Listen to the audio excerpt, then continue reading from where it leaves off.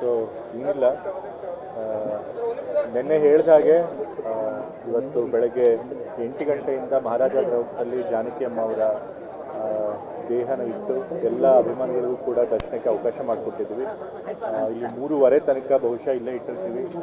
ಅದರ ನಂತರ 3:15ಗೆ ಇಲ್ಲಿಂದ ಎಚ್ ಡಿ ಕೋಟೆ ತಾಲೂಕಿನ ಕಣಿಯನಹುಂಡಿ ಆ ಗ್ರಾಮದಲ್ಲಿ ಅಂತಿಮ ಸಂಸ್ಕಾರ ನಡೆಸಲಾಗುತ್ತೆ. 5 ಗಂಟೆಗೆ ಅಂತಿಮ ಸಂಸ್ಕಾರ ನಡೆಸಲಾಗುತ್ತೆ. ಅಲ್ಲೂ ಕೂಡ ಒಂದು ಸ್ವಲ್ಪ ಜನ ಯಾರು ಬರ್ತಾರೆ ಅವರೆಲ್ಲರಿಗೂ ಕೂಡ ದರ್ಶನಕ್ಕೆ ಅವಕಾಶ ಇರುತ್ತೆ.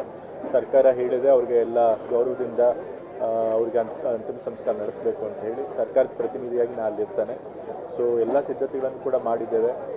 ಎಲ್ಲರಿಗೂ ಕೂಡ ದರ್ಶನಕ್ಕೆ ಸುಲಭವಾಗಿ ಅನುವು ಮಾಡಿಕೊಟ್ಟಿದ್ದೇವೆ. ಸೊ ಹಾಗಾಗಿ ಎಲ್ಲ ವ್ಯವಸ್ಥೆ ಚೆನ್ನಾಗಿ ಆಗಿದೆ. ಸ್ಮಾರಕ ನೀಡಬೇಕು ಅಂತ ಹೇಳಿ ಎಲ್ಲ ಬೇಡಿಕೆ ಕೊಟ್ಟಿದ್ದಾರೆ. ಖಂಡಿತ ಅದನ್ನು ಮುಖ್ಯಮಂತ್ರಿಗಳ ಗಮನಕ್ಕೆ ತರ್ತೀನಿ. ಯಾಕೆಂತಂದರೆ ಅದು ನಾನೊಬ್ಬರೇ ತೀರ್ಮಾನ ಮಾಡೋಕ್ಕಾಗೋದಿಲ್ಲ. ಸರ್ಕಾರದ ಮಟ್ಟದಲ್ಲಿ ಮುಖ್ಯಮಂತ್ರಿಗಳು ತೀರ್ಮಾನ ಮಾಡಬೇಕು. ಖಂಡಿತ ಅವ್ರಿಗೆ ಗಮನಕ್ಕೆ ತರ್ತೀನಿ.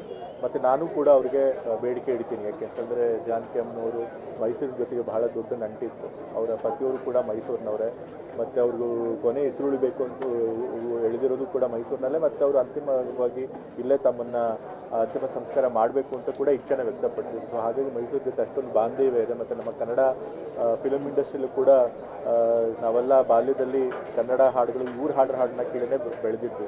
ಸೊ ಹಾಗಾಗಿ ಕರ್ನಾಟಕಕ್ಕೂ ಅವ್ರ ಕೊಡುಗೆ ಇದೆ. ಸೊ ಆ ಎಲ್ಲ ಕಾರಣದಿಂದ ಸ್ಮಾರಕ ಮಾಡಿದ್ರೆ ಒಳ್ಳೆಯದು, ಅವ್ರಿಗೆ ಸರಿಯಾದಂಥ ಗೌರವ ತೋರಿದಂಗೆ ಆಗುತ್ತೆ. ಮುಖ್ಯಮಂತ್ರಿಗಳು ನಾನು ಕೂಡ ಬೇಡ್ತೇನೆ. ಅದಿನ್ನೂ ಡಿಸೈಡ್ ಮಾಡಿಲ್ಲ. ಯಾಕೆಂತಂದರೆ ಆ ಜಾಗ ಬಂದು ಪ್ರೈವೇಟ್ ಅವ್ರದ್ದು. ಸೊ ಮತ್ತು ಫಿಲಮ್ನ ಕಲಾವಿದರ ಸಂಘದವರು ಅವರುಗಳು ಕೂಡ ನಾವೇ ಅದನ್ನು ಸ್ಮಾರಕ ಮಾಡ್ತೀವಿ ಅಂತ ಕೂಡ ಮುಂದೆ ಬಂದಿದ್ದಾರೆ. ಸೊ ಅದೆಲ್ಲ ಡಿಸೈಡ್ ಆಗಬೇಕು, ಮಾತುಕತೆ ಆಗಿ ಆಮೇಲೆ ತೀರ್ಮಾನ ಮಾಡ್ತಾರೆ.